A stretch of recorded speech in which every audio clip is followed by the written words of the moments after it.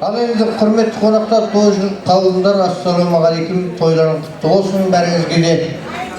Тұрлыбай ағамыз қайда ма? Мына жерде. Тұрлыбай аға, келін құтты болсын. Сіз осы бақытты үйсіп өмір сүре беріңіздер, келін қызын көре беріңіздер. Ал енді мына жерде Ардақ, Жазира, мынау ағайын тума, құда жекжат, дос жараны жинап, үлкен той жасап жатсыңдар. Алғанын мынау Ақмешітте Ағдасқа дастархан жайып той жасап жатсыңдар. Құрметті қонақ қылып жатсыңдар. Құрметтерін көп рахмет. Біріншіден. Енді мынау енді Әмірхан сол келініңіз аты кім еді? Айымгүл, бақытты болыңдар. Осы өмірде қол ұстасып, бір-біріңізге ешелеспей, сыйласпенен бақытты болып, сендер жақсы болсыңдар, ата-ана жақсы болады. Сендердің кірбің қабақтарыңды ешқандай кіріше алмасын деп, осы папаң мен мамаң сендерге қарап отырады. Соны үмітін ақтаңдар, үмітін үзбеңдер. Біздер келеміз, тойға қатысамыз, ішеміз, жейміз, тойлап кетеміз. Бірақ арғарай сендер жалғастыратын үмітін. Бақытты болыңдар. Тек қосақ сендер жақсы болып жүрсіңдер, біздер жақсы. Құда жекжатты, бәрі жақсы, сондай не болады. Айналайын құлдығым, Әмірхан, кереметтей өмір сүріп, жақсы өмір сүріңдер. Келінді қоныңа түскен аққуыңды аялап, сыйлап, сондай бақытты өмір сүрің. Ол өте керемет. Ал тойға оласын. Мынау енді тойға келген құда жекжат, ағайын тума барша ақ тілегін бағыштап жатыр. Менде де сондай барша тілек. Одан көп болмаса аз емес. Сол барша тілек қабыл болсын, дендері сау болсын. Тек осы біздің алдымызда сендердің дендері саулық болып, тек келгенде осы Ардақтың тойына келіп шауып осы сендердің жақсылығыңды көрейік, үбірлі-шүбірлі болыңдар. Ардақжан, Жазира, сіздерге зор рахмет. Дендері сау болсын, үлкен той жасап жатсыңдар. Ата-ана бала үшін барын шашар, барын төгет, бар үмітін шашат соған. Сендердің үміттеріңді ақтасын балдар, керемет болсын. Енді біздер оймауыттан байғайының топырағынан жарылған адамбыз, бір-бірімізге ыстық, керемет. Сол ыстық жерімізді төгіп, сол ақ ниетімізді нетіп жатыр. Енді мынау тойға оласын, тойың шашы болсын. Ардақжан, тойың шашы болсын, ағайын тұмаңды бажа жегердің бәрі шақырып атсын. Мынау сый-құрметіңе рахмет. Ағдастарханы осындай тек аққа жайыла берсін. Ал сол той қыласың деп айтамыз.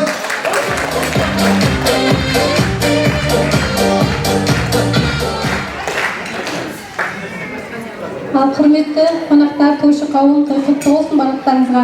Тұрдыбайғыда Ардақ, Жазира, осы әулеттің ұл қыздары, тума туысқандарына, шаңырақтарыңызға түсіп жатқан келін құтты болсын, ұзағынан болсын. Құдалардың төрден алған орындары құтты болсын, екі орта алтын көпір болсын, құдалықтарыңыз мың жылдық болсын. Ал Әмірхан, Айымгүл, қызығы да қиыншылығы молынан үлкен өмірге аттанып жатсыңдар бірге. Ақ жол тілеймін сендерге, дендерің сау болып осылай бақытты, тату-тәтті жанұя болыңдар. Тіккен отауларың, ақ отауларың мәңгі нұрға бөленсін. Сол нұрдың жарығы сіздердің өмірлеріңізге жол көрсетіп жүрсін. Әр кезде тек бақытты жанұя болып жүре беріңіздер. Сол үшін ат қойыңыздар. Мен жаңа ұмытып кеттім, мына құдалардың қадамы құтты болсын. Осындай құда мың жылдық болсын. Құдалар қазір барам хабарласам ба өзім. Жерде дым қадырмадым ба бізге? Ассалаумағалейкум, тойшы қауым, тойларыңыз құтты болсын. Алдына құдалар, жаңа құдалар, қадамдарың құтты болсын. мына жиынның бір бәсеке болып жатыр. Бақытты болсын жәрмеңке болып. Тек бізде, алапа бізде. Тойларыңыз құтты болсын. Мына нағашы атасы бар еді ауылда, әжесіменен. Солардың атынан ауыл келе алмай қалып бір себептерге байланысты. Бір тайы бар мінгізген.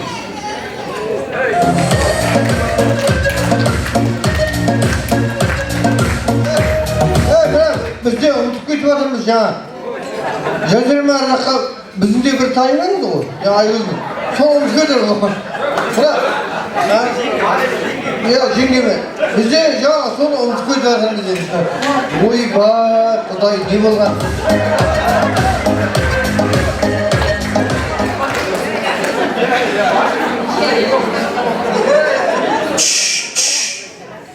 Ал құрметті Тұрдыбай құда, Ардақ Жазира, мына шаңырақтарыңызда болып жатқан тойларыңыз құтты болсын, Әмірханның көтерген шаңырағы биік болсын, бақытты болсын, тойларыңыз тойғыласа берсін, тек жақсылық болсын, тойларыңыз тойғыласын.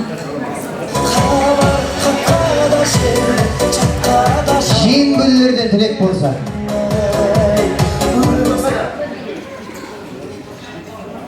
Тұрдыбай нағашым, Демес нағашым, Оңдас нағашым, Ардақ Жазировна, келдіңіз құтты болсын. Тойларыңыз тойға аласын, 2 жас бақытты болсын.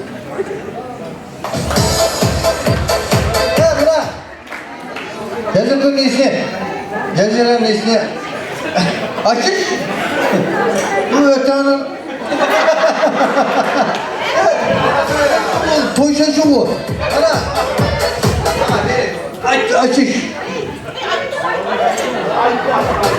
Ал бүгінгі тойға жиналған қатырменді ағайын Нағашеке, Ардақ, Жазира, Жанар, Бота, Сәкен, мына бүгінгі 2 жастың бақытты тойы құтты болсын, 2 жас бақытты болсын, өмірлі шүбірлі болсын. Тек осылардың қуанышын көріп жүре берейік. Той төрінен аға құдалар төрдегі орындарыңыз құтты болсын. Құдалығымыз 1000 жылдық күйі 100 жылдық болсын. Тойға аласа берсін. Барлықтарыңыз ерлік той болсын.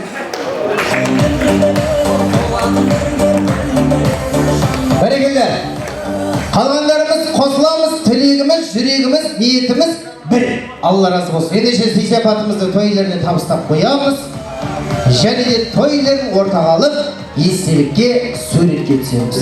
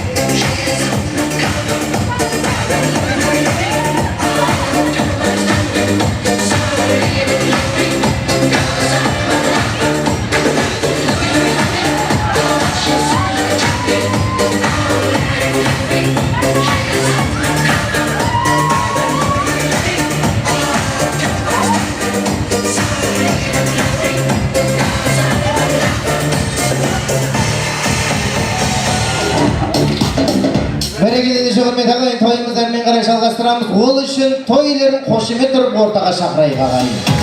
Ардақ әкеміз бен Жазира анамыз.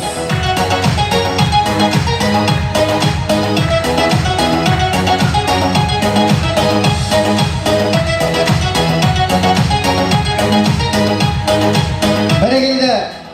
Ендеше құрмет ағай, Әмірхан мен Айымгүлдің құрметіне бір бесплатный шапалақ ұрып.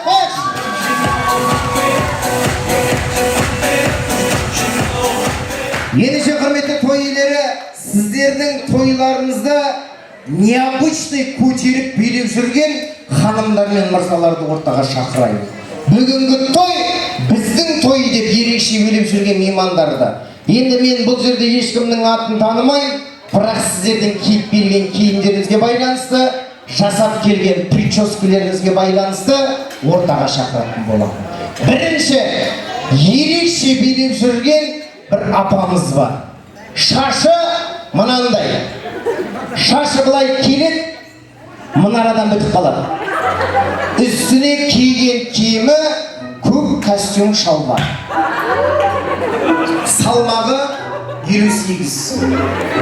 Апа, билеп шығайық. Тойды көтеріп жүрген апа. Шапалақ қайда? Бұйда.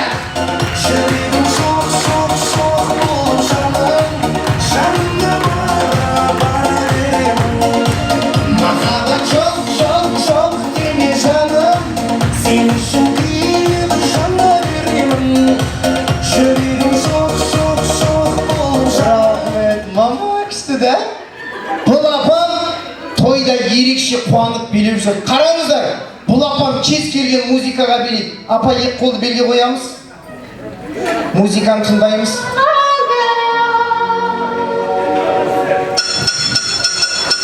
Атша, шапалақ жоқ па? Апа, кеттік ал.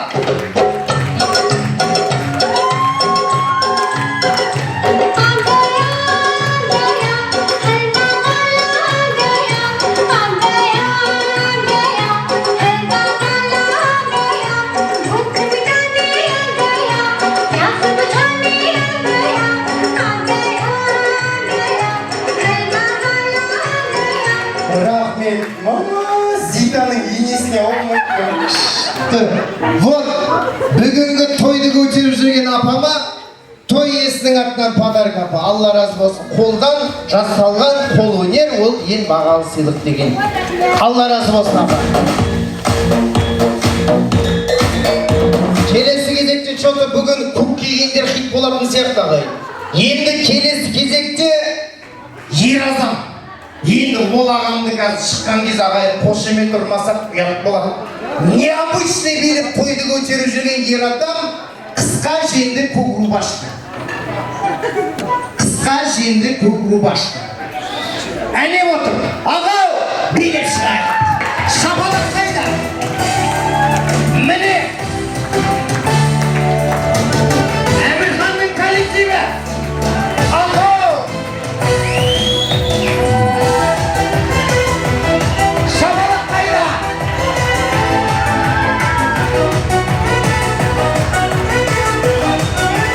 Қайда?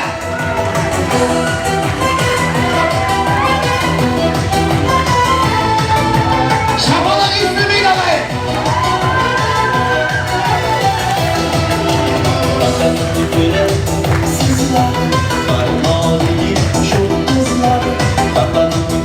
Рахмет, мама, күшті да? Тәп өзі бар ғой, мама. Міне, бүгінгі тойды көтеріп келген Әмірхан ұлдарымыздың коллективіне бір қошемет. Аға, Алла разы болсын. Тек той деп шаршаңыз. Бірінші той иелерінің атынан осындай жұмыста жүргенде шай ішетін, көк шай ішетін, сосын өзімнің атынан ақшалай сыйлық 2000 теңге спонсор жігіт жолдасы. Спонсор жігіт жолдас.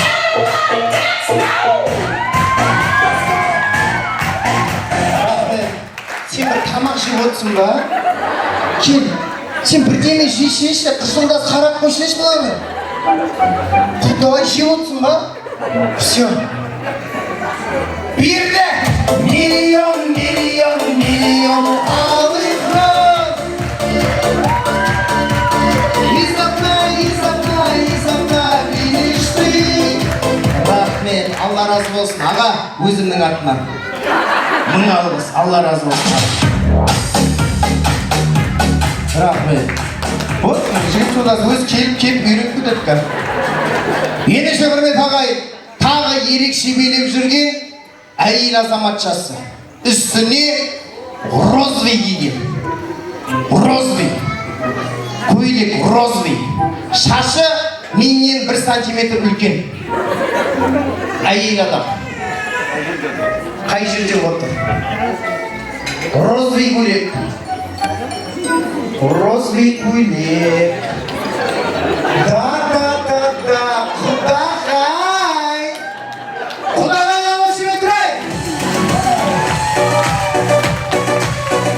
Шапалақ қоямаймыз. Тойды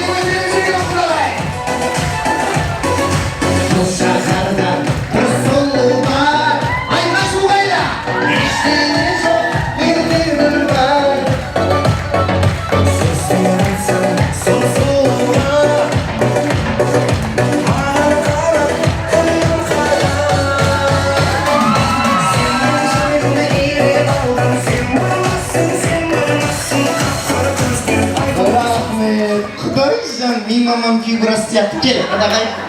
Бүгінгі тойда құрмет ағай, бұл кісілер қыз беріп жатыр, шалқайып келуге болады, бірақ балаларымыздың бақыты үшін деп бүгінгі тойды көтеріп билеп келген құдағайға бір қошемет тұрады. Құдағай, тойлерінің атынан осындай сый-сияпат, еще құдағайдың билегені бар ғой, еще мынандай ғой, билеп жүріп, еще былай істейді. Қалай бұлай тойды көтеріп жатқан құдағайға өзімнің атынан 2000 теңге бермеймін.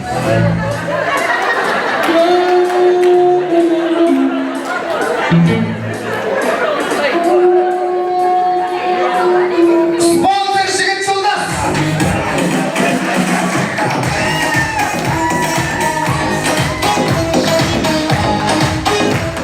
Через меня. Берді. Миллион алып. Рахмет, құдағай, Алла разы болсын, өзімнің атынан.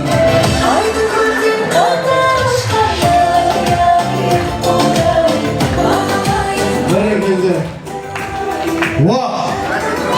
Нағашардың атынан құдағайға.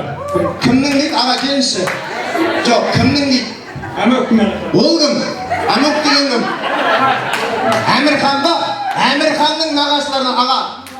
Келсеңші, через меня ғой. Берді! Миллион алайсыз! Изабрай, берішті! Рахмет, құдағай, Алла разы болсын, өзімнің атынан. Бәрекелді, міне осындай. Мен тамадаға берем. Апа алмайын демен қалтама салыңыз. Миллион алайсыз! Рахмет. Ой, жаңа апа, қадар көрем. Апа, кеш билік шығайшы, қошемет тұрайшы апама. Бүйді! 18 жаспыз, күркіне баспыз. Рахмет. Сап-сартық деген өлтірген екен апа. Келіңіз. Вот, құрмет ағайын, бүгінгі тойды көтеріп жатыр, шын жүректен беріп жатқан соң апама той иесінің атынан подаркыны необычный қылып берем, индийский берем.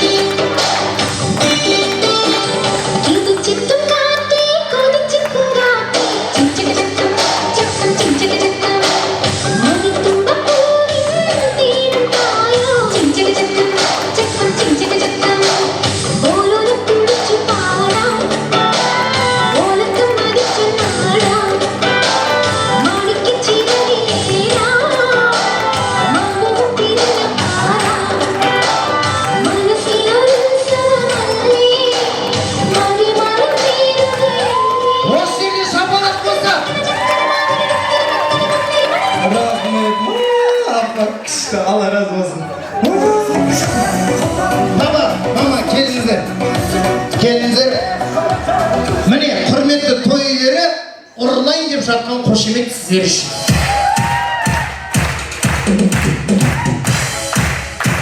Қазір құрмет ағайын тағы да кереметтей тілек, содан кейін күштілік тұрып, секіріп тұрып билейміз. Күшті билеген меймандарға тойлерінің атынан осылай сый-сияпаттар, өзімнің атынан жаңағыдай ақшалар бере беретін болады. Ендеше құрмет ағай, бүгін біріміз үшін бір қуаныш болса, біріміз үшін екі қуаныш. Себебі бұл кісілердің жүріп өткен ұлы жолымен тағы да кереметте жандар қадам басып келіп жатыр. Құданы құдайы қосады. Әулеттің құдайы қосқан құрметті мың жылдық құда-құдағайлары, байырғы құда-құдағайлары. Яғни сіздердің тілдеріңізбен айтқанда бұрыннан келе жатқан құда-құдағайлар деп жатырмыз. Қуаныш, Рахила, Ынтағали, Майсан, Жолды, Хамзан, Айсұлу, Бақытгүл, Мәриям, Нұрлан, Әлібек, Бану, Нұран, Айнұр, Айсұлу, Ақсұлу, Аманғыз, Тілектес, Али Асқар, Самал. Құда-құдағайлар беріп шығайық, келіңіздер!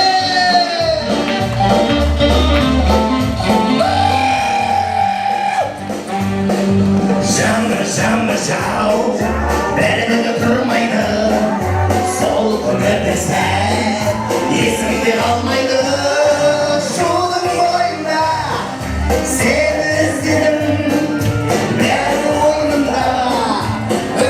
Көзбенен отқа күйгенен менің іздерім сенің мойныңда менің іздерім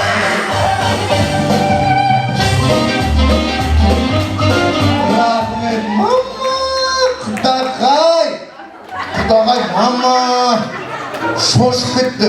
Ата бар ма? Жоқ, бәсе, жоқ екен, байқап тұр, ер адамның қолы ұстаса шошқап кетті. Міне, екі құдаға, барлық құдағайлар күшті билеп жатыр, бірақ необычный билеген құдағайға бірінші қошымен тұрайықшы. Бұлай жасайық. Құдағай, әже, күшті 10 секунд билеп берейік. Күшті билесеңіз өзімнің атыма 1000 теңге беремін. Үйден алып беремін. 1000 теңгеге беремін, қосып беремін, 2000-нан беремін. Дайындал. Ал екі құдағайға қошымен жоқ, адам көп жинама, айтар ақша жоқ заманда. Әже, конверт әзірше мына жаққа бере тұрайын. Ал екі құдағайға музыка поехали. Тамаша, бүгін менің көңіл күйім тамаша. Тұр бойыңа сенің дейін жараса. Кел қарындас, кел бетіне оңаша. Тамаша, бүгін менің көңіл күйім тамаша. Тұр бойыңа сенің дейін жараса.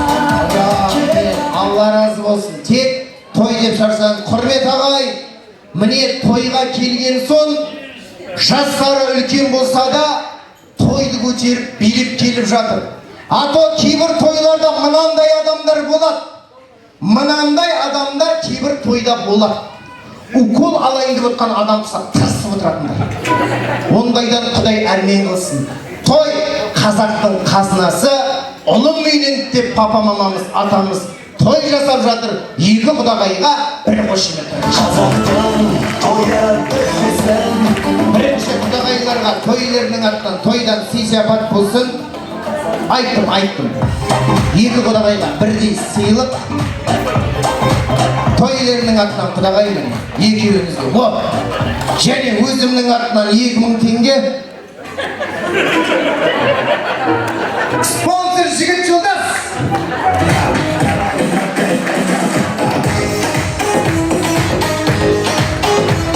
Бәрекелді.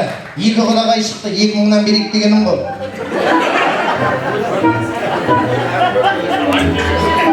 2000 шығарса 1000 теңге берем.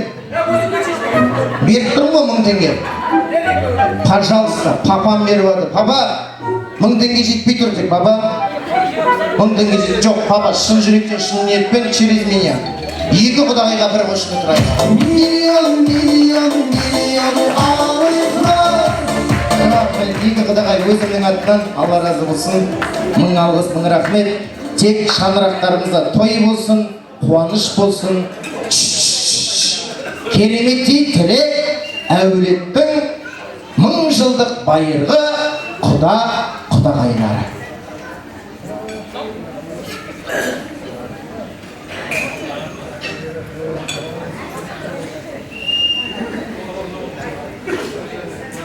Ал мына көп жиналған халықтар мына тойымыз ұзағынан болсын, құтты болсын. Мына новый келіп жатқан құдағайлардың қадамы құтты болып, орны төл болсын. Ал енді екеуінің көріп жатқан қызықтарым ұзағынан болсын, қуанышты болсын, екі бала бақытты болсын әр уақытта. Аманшылық болып деп, қуанышының болсын деп. Ал енді тұрдыбай әрі құда, әрі шәлінің қатары. Ода ұзақ жол көре берсін мына қызығын. Немересінің қызығын көре беріп, шауып жүре берсін, дені сау болсын. Тек аманшылық болсын, екі бала бақытты болсын соның ішінде. Құда ардақ жәтелі,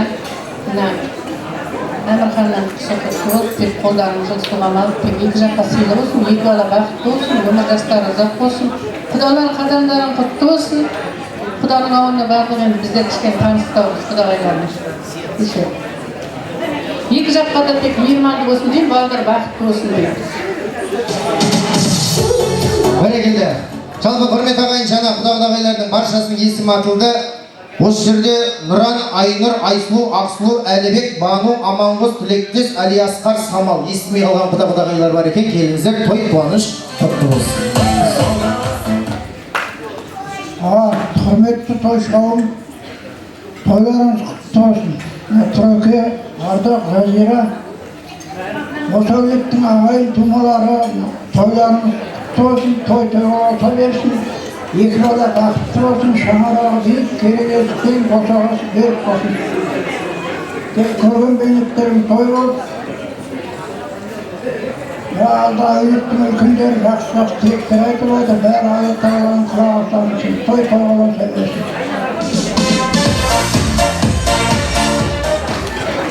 Ал құрметті ошағым, ассалаумағалейкум.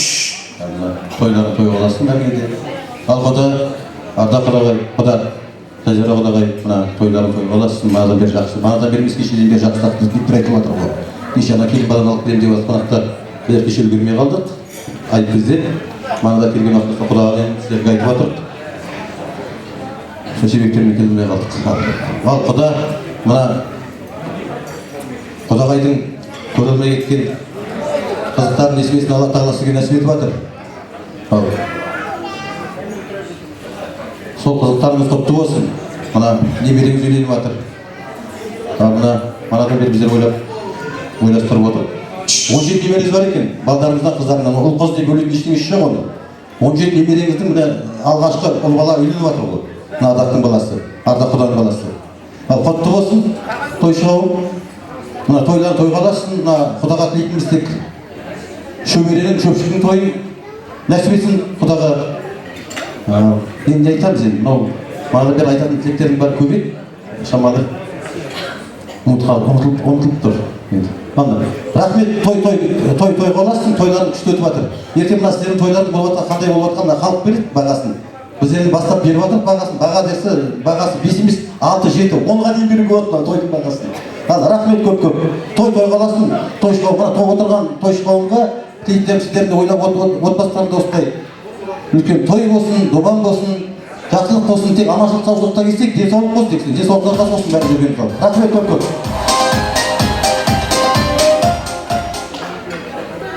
Құда, Ардақ Жазира, балдармен той құтты болсын, ең болсын, балдар бақытты болсын, екі жаққа бірдей болсын, мейірімді болсын. Тек тойдар кішілер тойда кездесейік деп. Мына төрден, құдалар мына төрден алған орындар құтты болсын. Екі орта тек үлкен көпір болсын, балдар бақытты болсын. Еліміз тыныш болсын, тек той-тойлап жүре берейік осылай.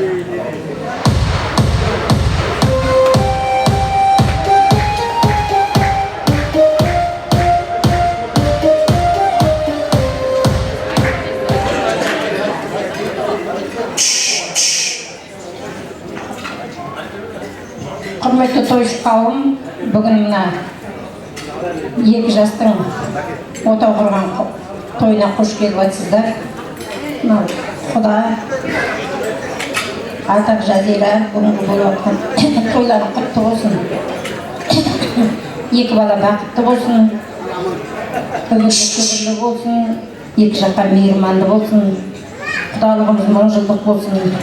Кеше біздер мына құдалар төрден алған орындарын құтты болсын. Кеше құда жаққа тойға бардық. Жақсы қарсы алды, өте әппейді, ақжарқын, жақсы адамдар екен. Біздерде ешқандай жатсынған жоқ. Өздерінің бұрынғы құда жекжаттары сияқты, таныстары сияқты солай өте жақсы қарсы алды, күшті болып, көңілді қайттық. Рахмет сіздерге, құрметтеп, біздерді табанымызды жерге тигізбей, солай құрметтегендермен құрметтерін Алладан қайтсын, балдарың бақытты болсын, өмірлі шүбірлі болсын, құдалықтарың мың жылдық болсын, орталарың ортаймасын, құда жекжат болып, бұрынғыдай араласып, құраласып жүре берейік. Тойларың той қыласын, балдар бақытты болсын.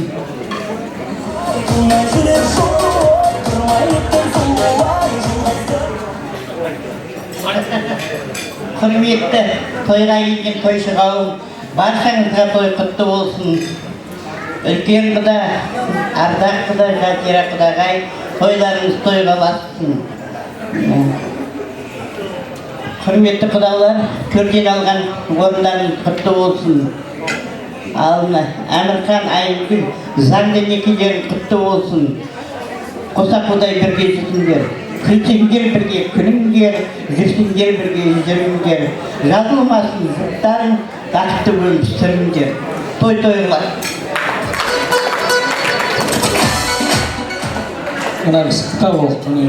Ассалаумағалейкум, құрметті тойшылар. Мына қош келдік. Бүгін мына ардақ құдамның, Жазира құдағайдың тойына, алғашқы тойлары. Үлкен құда, құтты болсын сізге. Балдар бақытты болсын. Осы баланың шөберенді үйлендір енді. Соның тойында кейсек құда. Ден сау болсын. Үлкен азамат болып, сол балдардың қасында жүре беріңіз.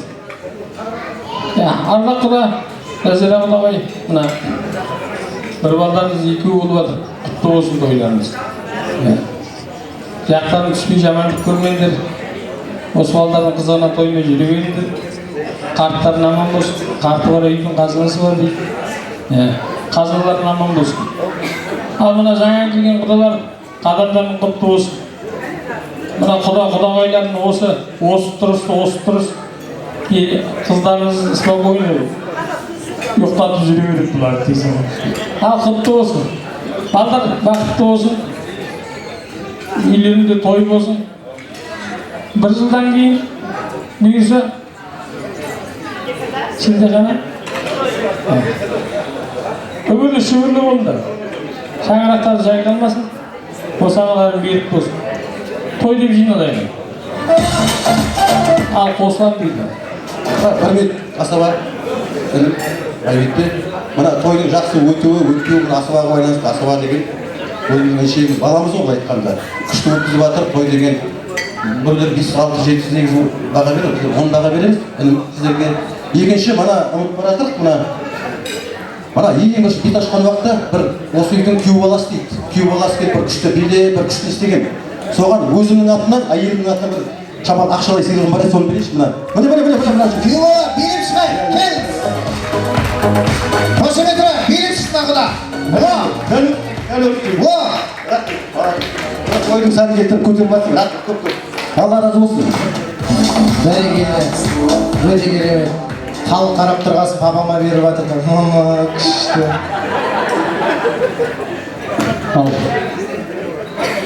Құрметті тойшы қауым, біріншіден той мерекесі құтты болсын. Той тойға ұлассын. Бүгінгі айтылып жатқан тілектің бәрі қабыл болып, жақсылығымен бола берсін. Ең бірінші жастар бақытты болсын, жаңағыдегілер құтты болсын. Мен енді Құдалар жағынан деп жатыр ғой, үлкен ата-анамызға байланысты айтып жіберіп шығар. Дегенмен мен енді өзім Жазираның туған нағашысымын, інісімін. Жаңағы той болғасын қателіктер болады, не болар. Бір жағынан үлкендерге қарап айтып жатқанда, бір жағынан ардақ ағам, ұру жағынан келетін болсақ. Оймаутта ауылда болғаннан кейін туыстық, бұл бір-бірімен айналып жатыр ғой. Ағайын тума дейді. Құтты болсын, үлкендер құтты болып, ұлдарыңыз бақытты болсын. Сіздер тек жақсы ата-ене болып, үлгі болып жүре беріңіздер. Тойларыңыз тойға ұлассын. Тек қана осы үйде той болып, жақсылық болып, амандықпен кездесейік. Сол құтты болсын.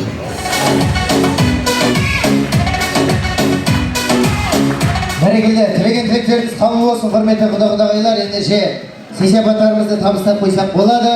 Және де тойларын ортаға алып, естелікке, суретке түсіп аламыз.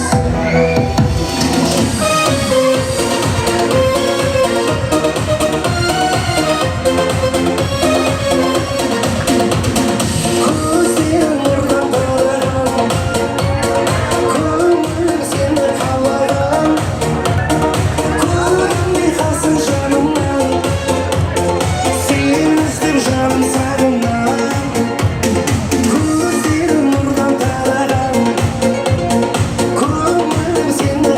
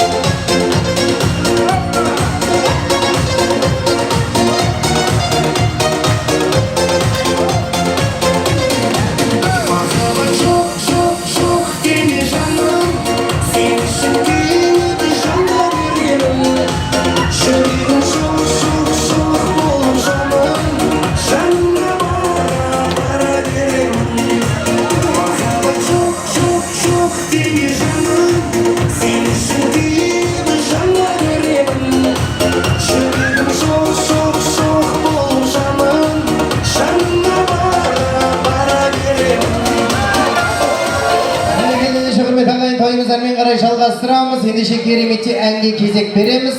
Бауырлардың атынан ата-анаға алғыс. Айдана қыздарымыз ән шырқайды. Қошемет ұрып қарсы алыңыздар. Айшаны.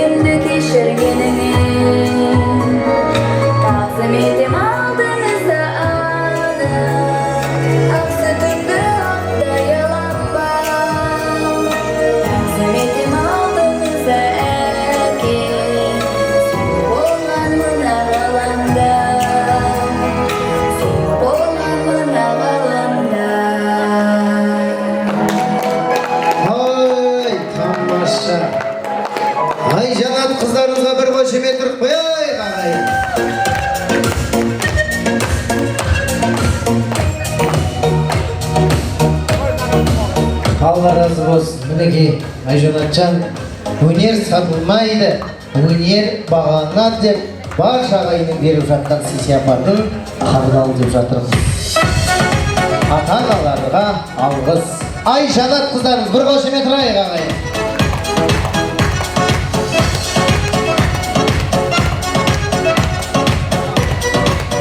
Бәрекелдеріңізге құрмет ағайын. Тойымыздармен қарай жалғастырамыз. Тағы да кереметтей бүгінгі тойды көтеріп жүрген меймандарды ортаға шақыратын боламыз. Ендеше костюм шалбар киген ер азамат бар ортада. Рубашка мынау мен ойлай тұрып мен бағыздым үлкен мерей болсын.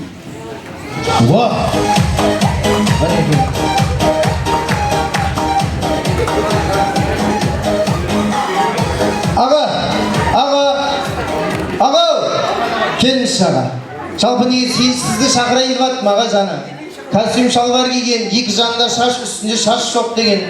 Ортада енді бұл әкем необычный билеп жүр. Тойды көтеріп жүр. Сол себепті әкем микрофон емес, бимен тойды қалай көтеретінін сіз көрсетіп жіберсеңіз. Музыка бізден, біреуді шақырып алайын, пожалуйста. Кім? Еще таңдай. Мама, мұнда келдік қояқ құдағайға.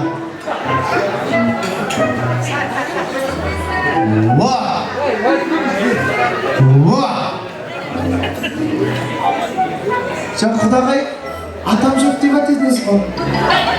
Қайыңыз ба, бәсе? Ал, музыка, поехали, кеттік ал. Тойды көтеріп жүрген аға. Ойна! Опа! Биле! Тамаша! Ойна!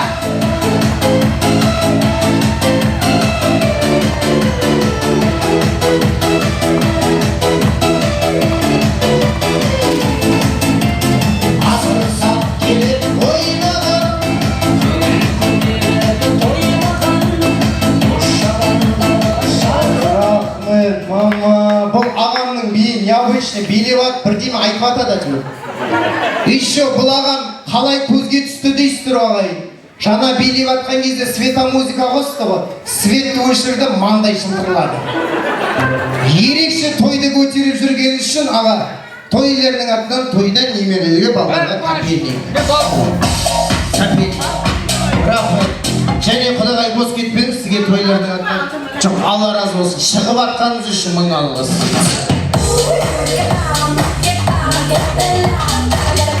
Рахмет. Және де тағы ерекше билеп жүрген мейман үстіне ақ көйлек киген. Бойы 150 сантиметр. Шашы қара. Ерекше айқайлап отыр. Айқайлағанда соншалықты қуанғаннан салат жеп отырып айқайлап отыр. Қасында розовый қара шашты әйел азаматшасы бар. Сол жағында ақ футбол киген ер азаматы бар. Міне, билеп шығайық! Той көтеріп отқан апа! Шапалақ қайда?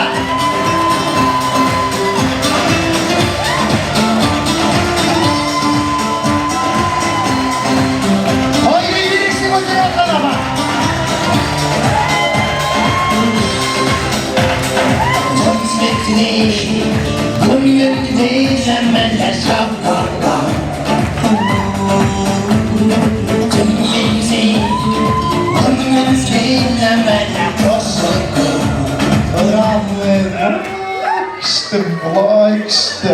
Ерекше билеп жүрген үшін той иесінің атынан арнайы қолдан жасалған сувенир сумка капельник. Алла разы болсын.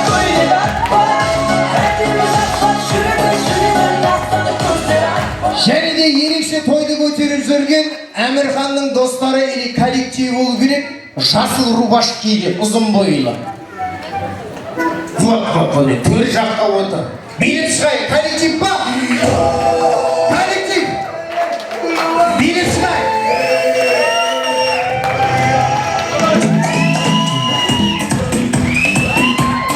Коллективке шапалақлар! Acompaña y el fin de semana se acabe. La la la la, vestido de traje de lluvia salvaje por la noche. Todo el día vamos bailando, señorita, que la marea está picadita, Рахмет, коллектив бұрыннан осындай ма?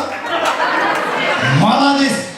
Кәдімгідей музыка қосылады, орнына отырмайды. Мен ойлаймын, коллектив подарка заслуживает. Шапалақ ұртайық.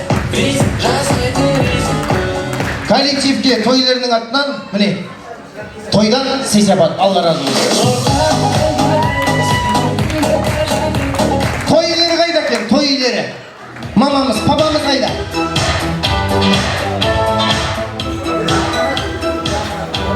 Бәрекелді, сыртқа шығып кетейік. Құрмет ағайын, жалпы бүгін той, бүгін қуаныш былай жасаймыз.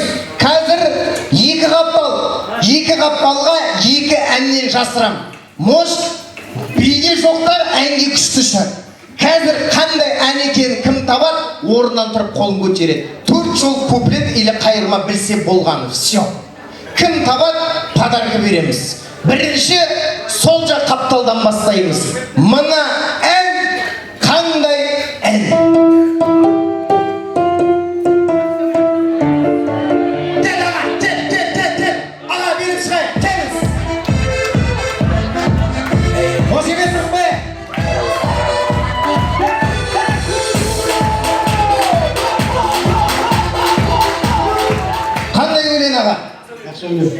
Куплет или қайырма?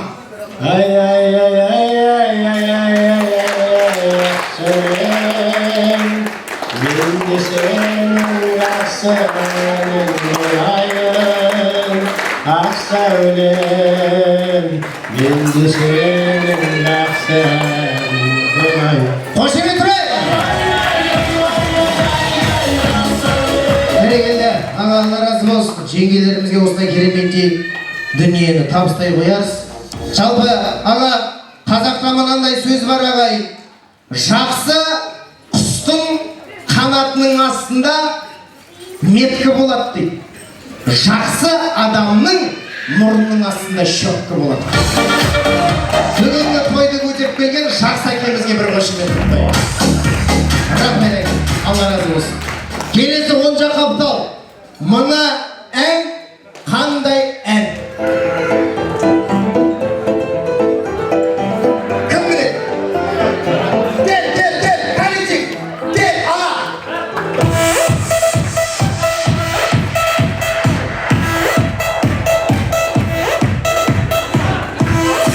Коллективге шабала тұрайық! Вот, міне, жасы үлкен болса да алып салысып отыр. Аға, қандай өлең? Достарым менің золотой, Турчу хотя бы.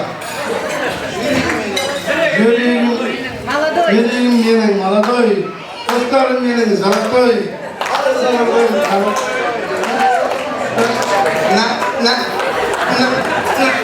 Аға, на болып аға. Алла разы болсын. Кім біледі до конца? Кім біледі? Бар ма? Көп жол білетін, кәдімгідей, конкретный. Дайын отырамыз, келесі әуен. Келесі сол жақ қаптал. Мына ән қандай ән?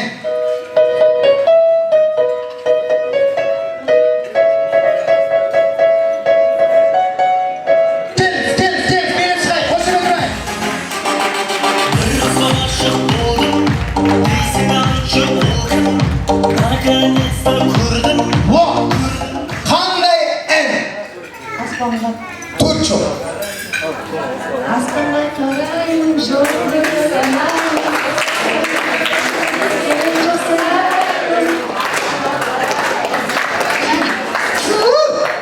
Білмейді до конца. Болады бірақ. Бірінші тап қошемет тұрып қояйық. 10 жақ қаптал. Мына ән қандай ән?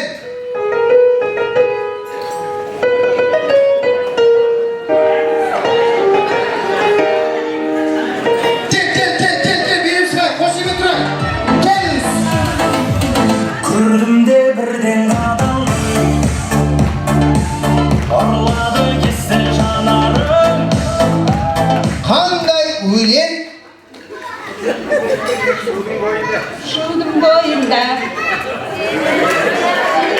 едім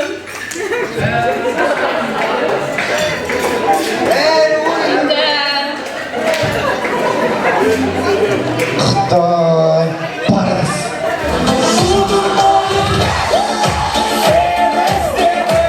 Бәрекелді. Міне папам келген екен ғой, папама келдіңіздерші. Құрмет ағай, той иелері айтты, біздің тойымыз болып атқанда Ардақ әкем айтты, мен алдыға бір қадам жасағанда деді, халық орнынан тұрып шапалақ ұрады деді.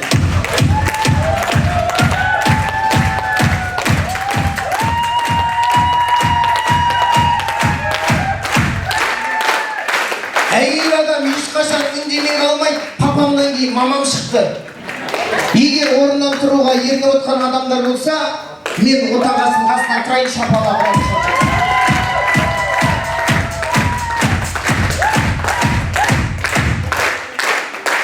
Құрмет ағай, ешкім отпасыншы. Мына халықтың көкейінде сұрақ бар, құрметті папа, мама. Той кредит или без кредит? Той кредит или без кредит? Без кредит. Ал, жаңа беташар басында папамыздан байқадық, Аллаға шүкір, құда болдым, келін алып жатыр ұлымды, билеп қуанып жүр, байқадыңыздар ма? Папа былай болсын, келіңіз, қазір 20 секунд, тек 20 секунд. Егер билесеңіз, той без кредит. Очень түсіндік, бірақ папам көрдік жаңа, қалай қуанғанын көрдік, құда болдым деп. Ал, папама қош едім. Шабалақ қайда?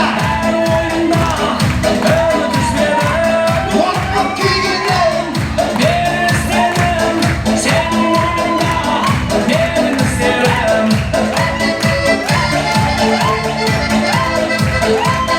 Рахмет, Алла разы болсын. Папама қарасам бар ғой, өз үйленіп атқан сияқты. Кәм жап-жас, вообще супер. Алла разы болсын. Кәм сықиып, костюм, шалбар, құда болдым деп рубашкадағы көрдіңіздер ма? Ақ көйлек киген мама келіңіз.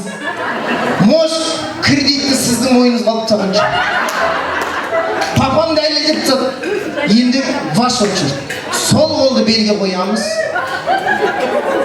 Шашты лақтырамыз. Атша шапалақ жоқ па? Мама, шашты лақтырамыз. Шапалақ естілмейді. Мама, Алла разы болсын, күйеуіңізге сенесіз ба? Сумканы бере тұрыңызшы. Мама, ер адамға жарайды, орнына тұрып биледі. Әйел адам барлығын жаулайтын, бауырайтын әйел адам.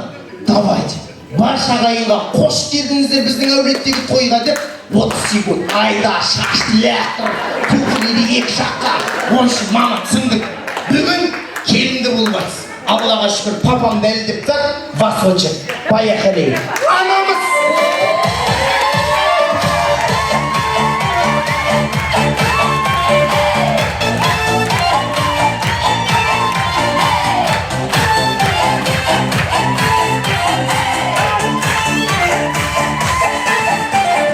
Езгілде жүзіңді өтеді, жылдарың айда.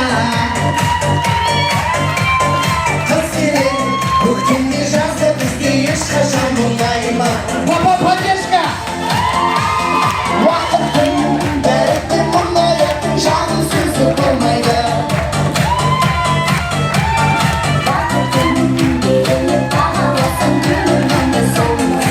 Қошемет айқаш болмайды.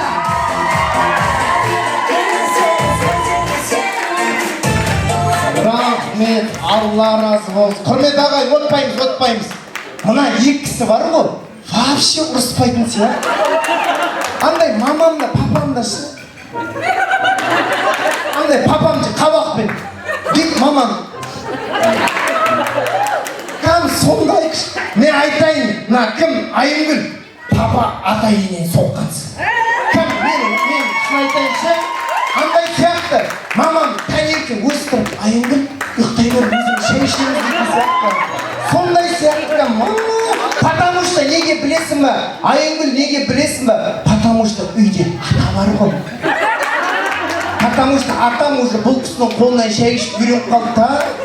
Сосын сразу Айымгүл деген кезде мамам вот, ендеше құрмет ағайын, өздерінің аялап өсірген аяулы қыздарын табыстап жатқан жаңадан келген құдаларымыз бар. Қыз бергеннің назы бар. Құрмет көрсетеміз, қошемет тұрамыз, жаңадан келген құда-құдағайларды қарсы аламыз. Қошемет қатты болсын. Ой, тамаша.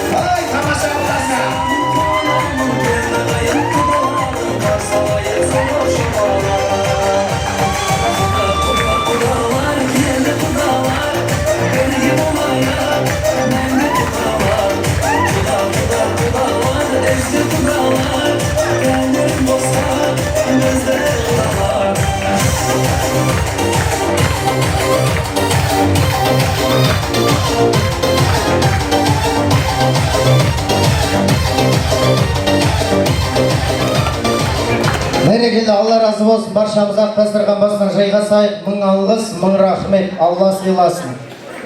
Қош келдіңіздер, құда-құдағайлар. Папа, мама келдіңіздер, сіздер әдемі болып, күшті болып көрініп тұрдыңыздар. Құрмет ағай, қателеспесем, бүгін табын елі мен қара кесек елі құда болып жатыр. Дұрыс қой. Ендеше құрмет ағай, екі жастың құрметіне, екі елдің құрметіне бір өлең шумағын оқиын. Осы өлең шумақтың әр жолында сіздер маған шапалақпен шабыт берсеңіздер. Алла тағалам екі жастың мәртебесін биік қылсын. Екі жас мәңгі бақи бір-бірін сүйіп тұрсын. Киелі табын елімен, киелі қара кесек елі құда болғанда көре алмаған ағайынның іші күйіп тұрсын. Киелі табын елі, киелі қара кесек елін жыл сайын шілдехана тойға жиып тұрсын. Екі жастан тараған немерелер ата-әжелерінің төсегіне сиіп тұрсын. Осы тілекке қосылған ағайын екі жасқа шапалағын үйіп тұрсын.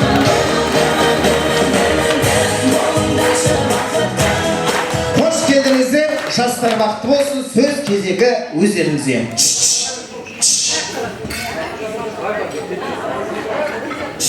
Құдалар!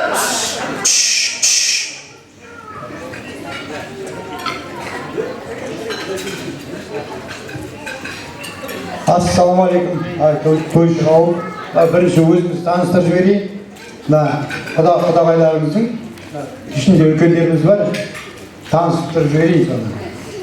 Ең ішімізде үлкені, әпкеміз бар. Тараз қаласынан келіп отқан үйдің үлкені. Содан кейін Клара атты. Содан кейін ағам, сіздердің құдаларыңыз, аты Нұрлыбай, жеңгеміздің аты Жұмагүл. Содан кейін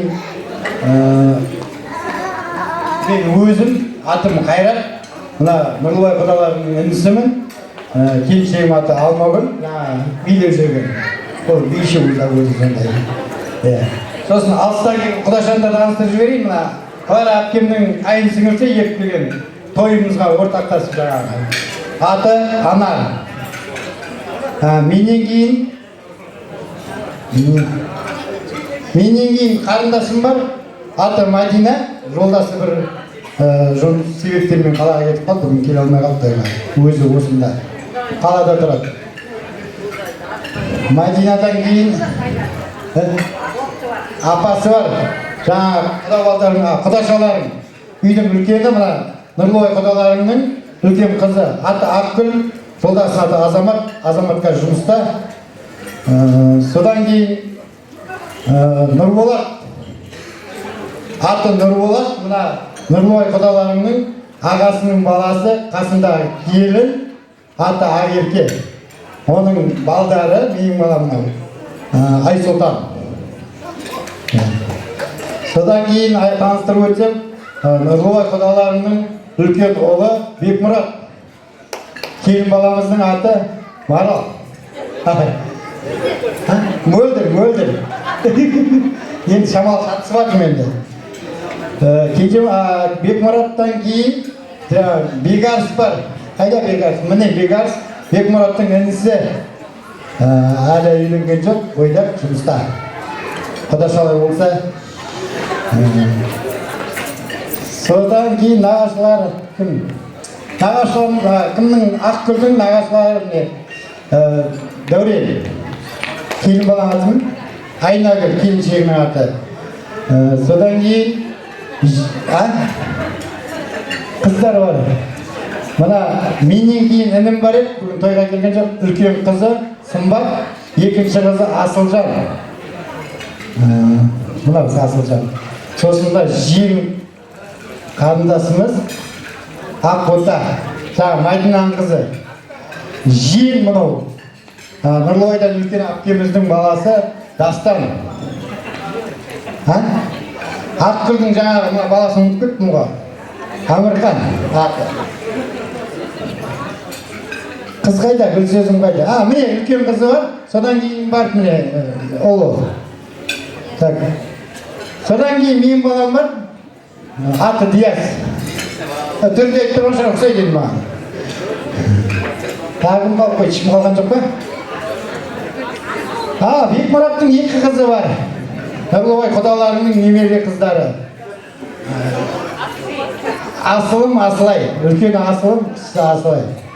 Бәрін таныстырдым ау деме? Енді құдаларға берейін, өз сосын айтып берсін. Алла құрметті қойшы қауым. Құда-құдағай, мына тойлары құтты болсын, жаман болсын, екі бала бақытты болсын. Ал ботам, бақытты бол, сіздерге бақытты, көтеп отқан шаңырақтары биік, босағалары берік болсын. Үлкен азамат жол. Бақытты болам деп бар ма, сол елді бақытты қылам деп бар. Сен бақытты болсаң, папам, мамам сен де бақытты. Бақытты.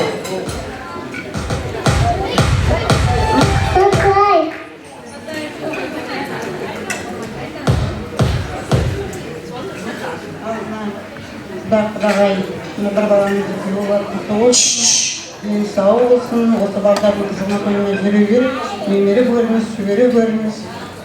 Осы құда жегжаттығымыз ұзағынан болып, жылдық құда болып, жүре берейік.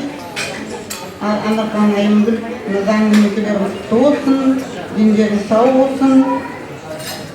Осы Анарқан екі жаққа бірдей болсын, Айымгүл екеуі деніңіз сау бол, осылай сіз біздер жүре берейік.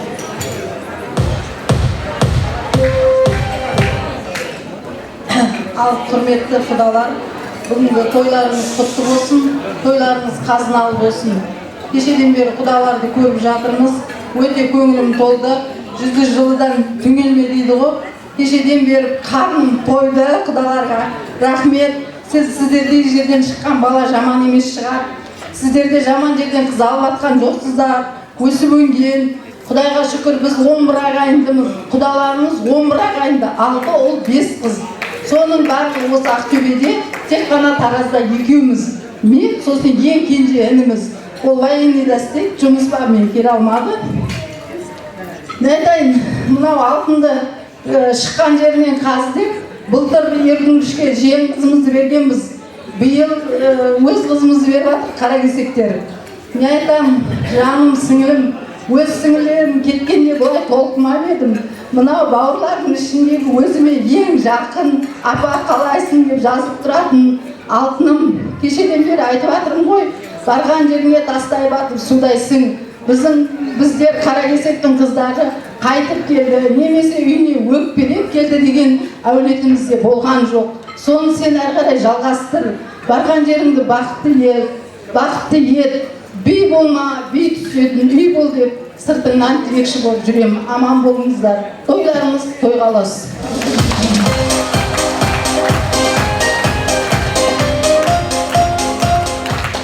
Ал құрметті тойшы қауым, құдағайлар, бір бала, екі бала болып жатыр. Жастар, балдар бақытты болсын, дендері сау болсын, өмір жастары ұзақ болсын, тойларымыз осылай тойға ұласа берсін. Тек қысып тойға дейін үйлерімізге. Той көп болсын.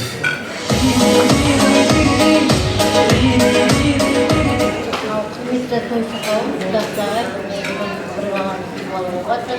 Жағынан болсын, 2 жасқа дейінізде бақытты болыңдар, үйлеріңде тек той болсын, еркін күшпен алғаның жолы ақ жол болсын. Жағын бұйыртса осындай уақытта сіздеханада кездесейік. Тек үйлеріңізде той, маған жақсы тілектер айтып жатыр ғой, тілектердің бәрі періштенің құлағына шалынсын. Тек жастарға тілейтінім бақытты болыңдар.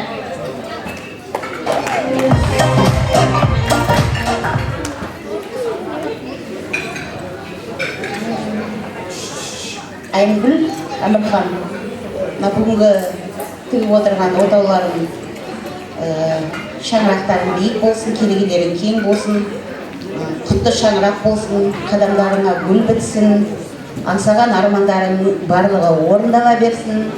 Құдағай келіндеріміз қадамы құтты болсын, бір балдарыңыз 2 бала болып туанып отырсыздар. келесі жылы бесік тойына келетіндей қуанышты күндер бола берсін. Барлық жақсылыққа қосыламыз.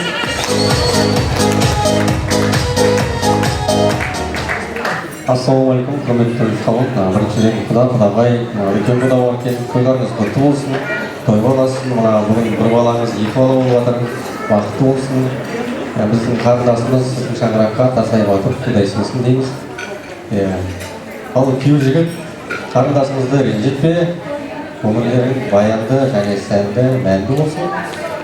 Ер жігіттің үш жұрты бар дейді ғой, сол өз жұртың, нағаш жұртың және біздер мына қайын жұртың болып келеміз. Көрген жерде сәлеміміз деу. Бақытты болыңыздар, бақыттың ішінде бәрі бар дейді ғой. Тек осындай тойда, қуанышта, дастархандарыңыз құда-құдағай тойға жайылсын деп тойдың жүреді arkadaşlar. Ал құрметті тойшы қауым, құда-құдағай, бір балдарыңыздың басы екеу болып жатыр, құтты болсын, бақытты болсын балаларыңыз. Керемет жерден, өте тәрбиелі әулеттен қыз алып жатсыздар. Қызымыз өте тәрбиелі, кішіпейіл. Бұйырса сіздерге керемет, жақсы келін болады деген сенімдеміз.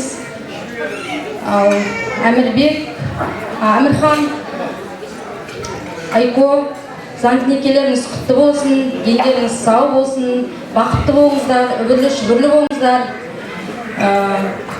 Не деймін, үлгілі, ең керемет Қазақстанның үлгі тұтар отбасы болыңыздар. Осындай той жиын көп болсын, орталарыңыздағы үлкен қарттарыңыз аман болсын, барлықтарыңыздың отбасыларыңызға аманшылық тілеймін, той тілеймін. Сол той деп келейік, бұйырса осы келер жылы осындай уақытта шілдеханаға, бесік тойға жиналайық, аман есен төрт көзіміз түгел болып. Біз нағашы ағасы және нағашы жеңгесі боламыз. Жаңа біздер 6-5 қыз біздер қой, сол бір ұлым ініміз өмірден өткен, өзі кетсе де көзі бар, келінуға сөйлей ғой жарым. Ассалаумағалейкум, тойшы қауым, құда-құдағай, әулеттеріңіздің тойларыңыз құтты болсын, бір балдарыңыз екеу болып жатыр, бақытты болсын, немере шөбесейіп, жүрегіңіздер аман есен. Айгүл қарындасым, екеу бала екеуің көтерген шаңырақтарың биік болсын. Әрқашан өстіп, жарқырап, аппақ болып жүре берсін.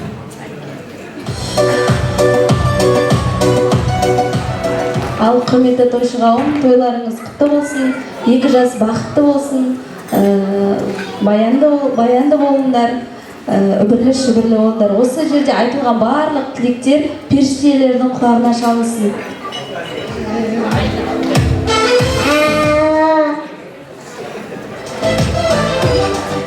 Ал кешәрі тойшы қауым, құда-құдағай, мына тойларымыз құтты болсын, бір балаңыз екеу болып жатыр, қолдарыңыз жылы суға малынып жатыр. Барлық тілектер қабыл болсын, дастархандарыңыз тек қуанышқа жайылсын, үбірлі-шүбірлі болыңыздар. Үлкен құдамыздың қуанышы бұлда, шөберегінің қолынан су ішсін деймін. Ал боталарым, заңды некелеріңіз құтты болсын, әрдайым тек жақырап, жайнап, күліп, бақытты отбасылардың бірі болып, ортамызда тек біздерді қуантып жүре беріңіздер. Үбірлі-шүбірлі болыңыздар, көбейе беріңіздер, өсе беріңіз, өне беріңіздер, еңбектеріңіз жемісті болсын. Біз тек сіздердің қуаныштарыңызға тоймай, ортақтасып, ортадағы алтын көпіріміз нақ болып, екі ортада жүре берейік.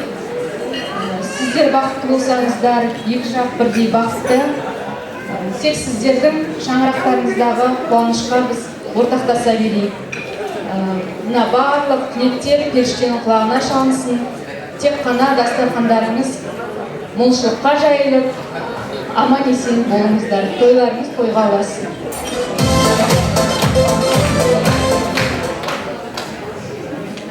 Үлкен құда-құдағай, тойларыңыз құтты болсын. Тойшығамыз сіздерге де тойларыңыз құтты болсын.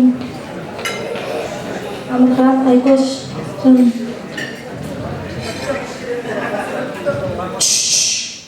мына заңды некелерің құтты болсын, бақытты болыңдар.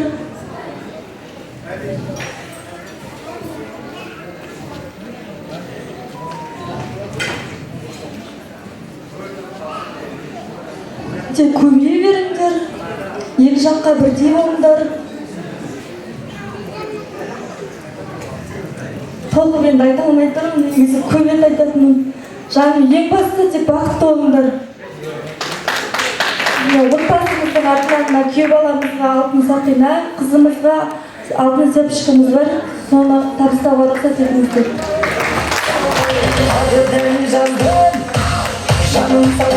Және де нағашы ағасымен, нағашы жеңгесінен тоже өзімізден атымыздан сыйлығымыз бар, табыстауға рұқсат етіңіздер. қошемет тұрмайық ағайын мінекей. Жастарға алтын және ақшалай сый-сияпат қошемет тұрайық. Және кереметіне гүл шоға. Әмірханға алтын сақина, Айгүлге алтын зәпішкі, ақшалай сый-сияпат.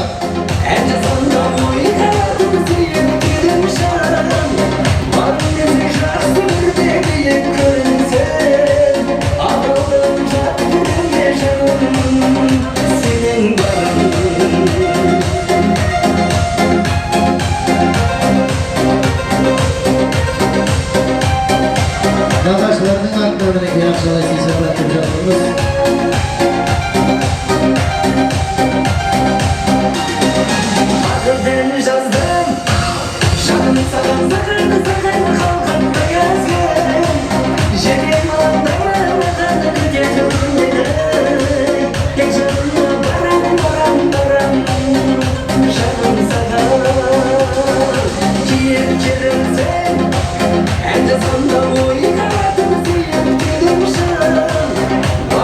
Ендеше екі жасты ортаға шақырайық, құрмет ағайын, бір естелікке суретке түсіп алайық, иә? Құрметті жастар, келіңіз ортаға, папа-шкерге ортаға бір тур түсіп болайық. Екі жас және папа-мамамыз отырса, қалған меймандар артына әдемілеп тұрып тұрмалайық. Тойындар, келіңіздер.